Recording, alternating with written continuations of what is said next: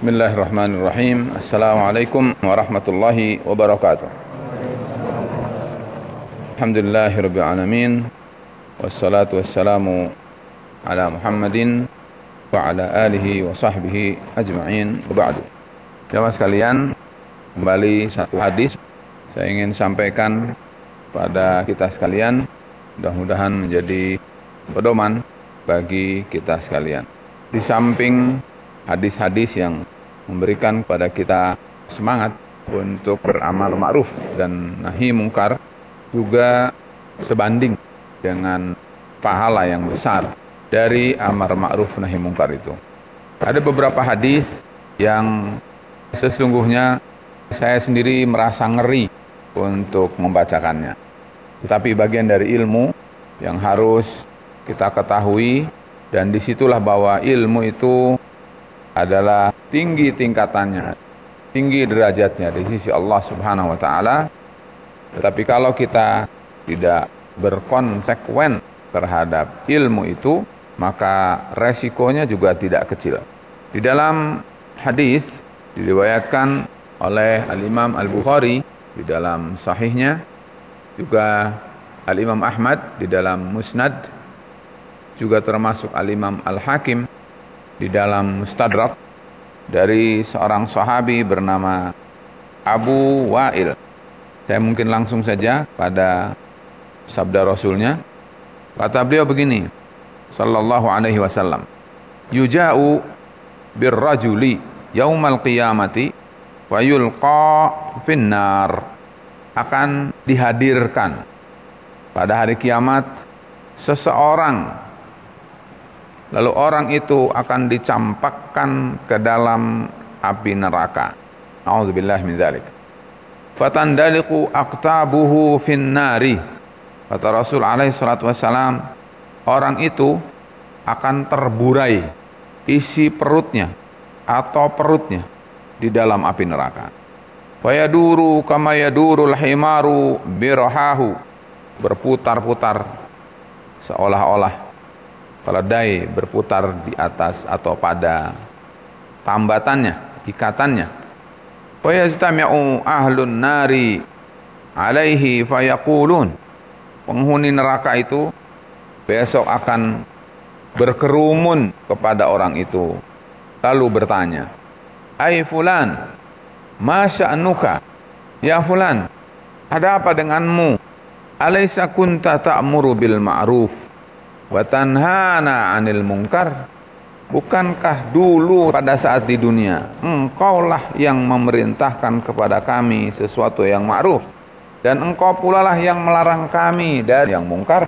Qala, orang itu menjawab, kuntu amurukum bil ma'rufi wala atihi wa anhaakum 'anil munkari wa atihi. Kata orang ini, na'udzubillahi min dzalik, dulu aku perintahkan kalian dengan sesuatu yang ma'ruf, tetapi aku tidak mengerjakannya. Wa anhaakum 'anil munkari, aku larang kalian untuk tidak melakukan perbuatan yang mungkar, tetapi justru dia mengerjakannya. Jamaah sekalian, ini adalah hadis yang memberikan pada kita sesuatu yang sangat mengerikan, sangat menakutkan. Kita tahu bahwa amar ma'ruf nahi mungkar itu adalah, selain dia adalah wajib hukumnya bagi yang memenuhi syarat, dia juga mempunyai keutamaan yang sangat luar biasa. Tetapi di samping keutamaan yang luar biasa itu juga ada unsur ancaman kalau dia tidak konsekuen dengan apa yang dikerjakan. Seperti disebutkan tadi, bahwa orang itu menyuruh orang lain berbuat baik, tetapi dia tidak mengerjakannya. Dan sebaliknya, orang itu melarang orang lain dari perbuatan mungkar, tetapi dia mengerjakannya. Jamaah sekalian, sungguh sangat mengerikan antara bukan sekedar membacakan, tetapi menyampaikan dan mengajarkannya juga sangat mengerikan.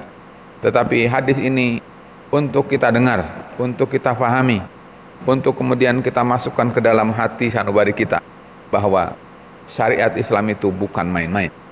Di satu sisi kita harus pandai untuk mengetahui, memahami, mengerjakan, menyuruh orang lain, mengajak orang lain, atau Di satu sisi kita harus mengetahui untuk kemudian meninggalkan, menjauhi, bahkan melarang dan mengingkari orang lain. Lalu kita berhak untuk mendapatkan keutamaan dari sisi Allah Subhanahu wa taala. Tetapi yang menjadi masalah kalau kita sembrono, kalau kita sekedar untuk kemudian menyuruh orang lalu kita tidak berusaha semaksimal mungkin mengerjakannya, atau melarang orang kemudian justru dia mengerjakannya, atau kata orang tidak konsekuen, maka sungguh ancaman ini adalah sangat besar. Oleh karena itu, maka insya Allah ta'ala nanti di akhir dari bahasan kita kan kita sedikit olah apa yang semestinya kita pahami dengan berbagai macam dalil ini, sehingga kita bisa menempatkan apa yang bisa kita lakukan, sehingga kita berani mengerjakan, berani menyuruh, dan kemudian di satu sisi juga adalah kita harus kemudian berjaga agar kita tidak terkena konsekuensinya. Karena sesungguhnya kebaikan umat ini adalah pada amar ma'ruf dan nahi mungkar. Seperti misalnya Allah berfirman, kuntum khaira ummatin ukhrijat linnas ta'muruna bil ma'rufi wa tanhauna 'anil munkari. Baiknya umat ini, utamanya umat ini adalah ternyata karena mereka mengerjakan amar ma'ruf dan nahi mungkar. Dan karena itu maka kita hendaknya berpandai untuk memposisikan diri. Kalau kita tahu yang ma'ruf, jangan sekali-kali tidak mengerjakan yang ma'ruf itu. Kalau kita tahu yang mungkar, jangan coba-coba mendekati yang mungkar itu. Karena apa?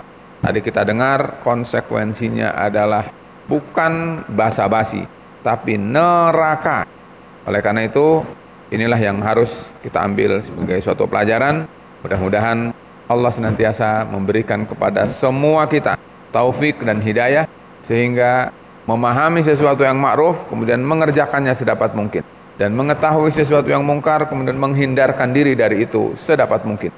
Dan bukan sekedar di situ, sedapat mungkin mengajak orang lain kepada yang ma'ruf, dan sedapat mungkin kita melakukan sesuatu agar mereka menghindari dari perkara-perkara yang mungkar yang akan mendatangkan petaka bagi dirinya dan orang lain. Demikian, mudah-mudahan bermanfaat. Wassalamualaikum warahmatullahi wabarakatuh.